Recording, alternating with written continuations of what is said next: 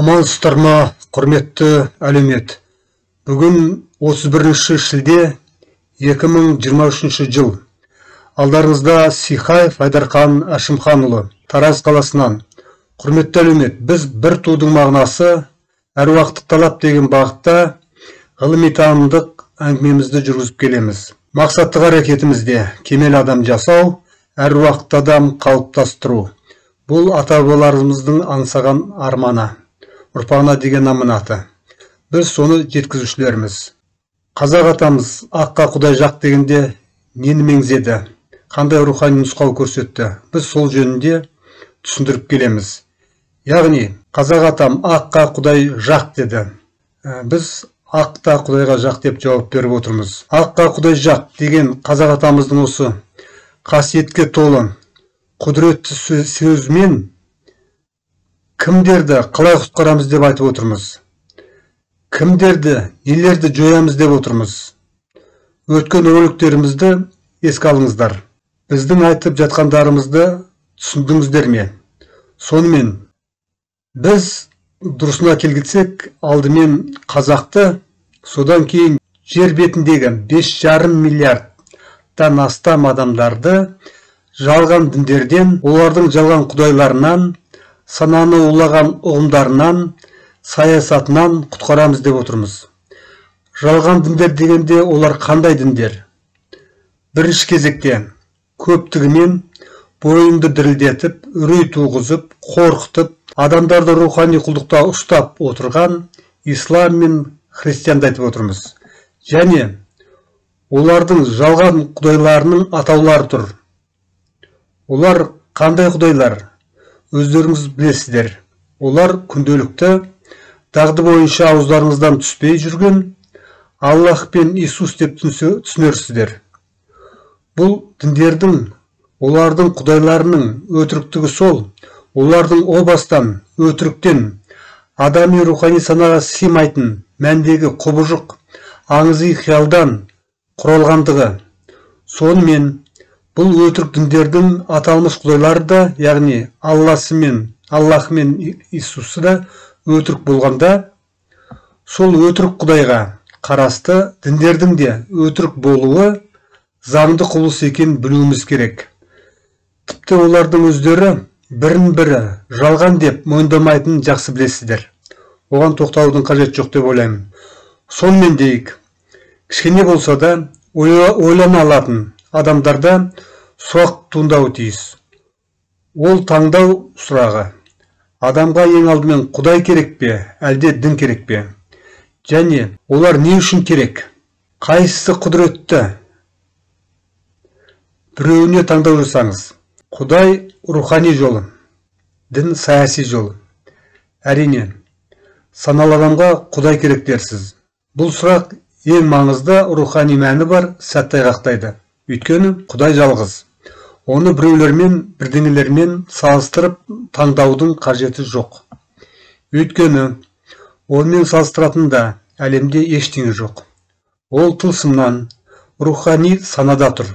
Сонысымен де ол ең жоғарғы, ең басты, ең іргелі рухани мұраттық нұсқа үлгісінде. Рухани бағдаршам. Ешқайда адастырмайтын, ұлы даламыздан көрініп тұрған бейне бір рухани темір қазық дерсіз. Қазақ атам ғана оны Құдайды дұрыс танып, дұрыс атап, дұрыс бағалады. Артық шатастырма, көп сөзі жоқ. Ойлы өрел болсаңыз түсініп алыңыз. Ал енді діндерді таңдап көріңіз. Олар дегенің Құдай емес. Дін дегендерің өте көп. Бүгінде бар деген діндердің ішінен дұрысын таңдап көріңіз. Қазақ атам айтқан сияқты ең іргелі, ең басты, ең жоғарғы рухани мұраттық нұсқа үлгісін нұсқай алатын діндердің бірде-біреуін таппайсыз.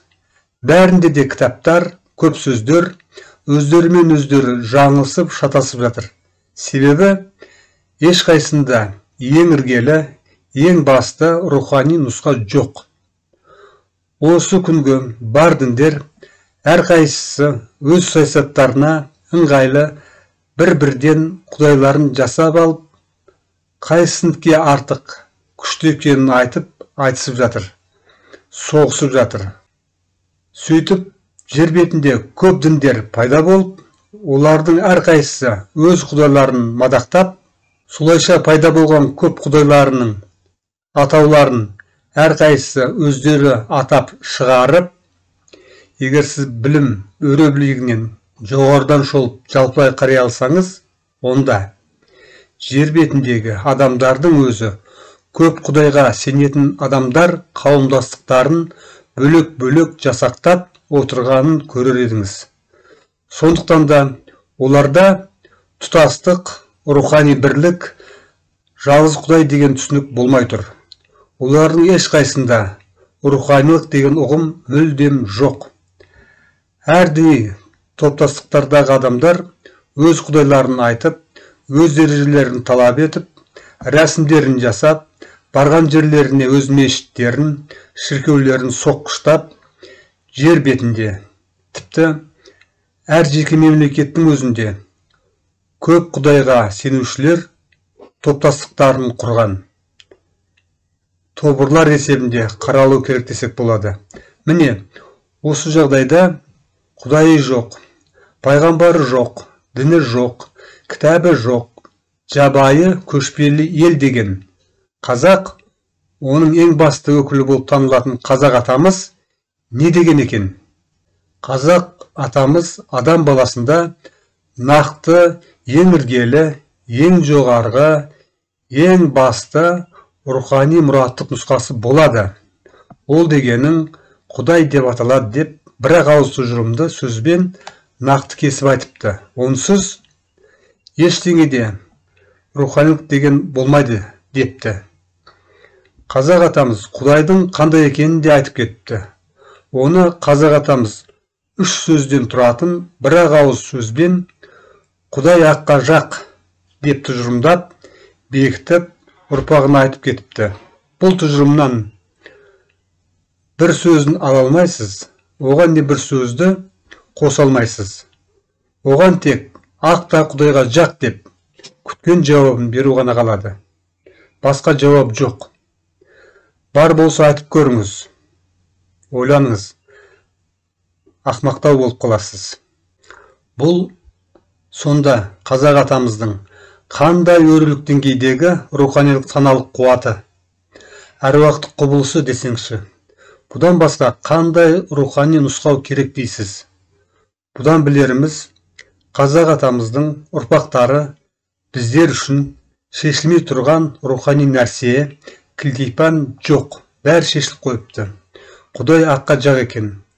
Рухани бастауымыз тап-таза, әппақ, нұрлы, мейірім мен мерейге толы, шуақты құбылыстан екен.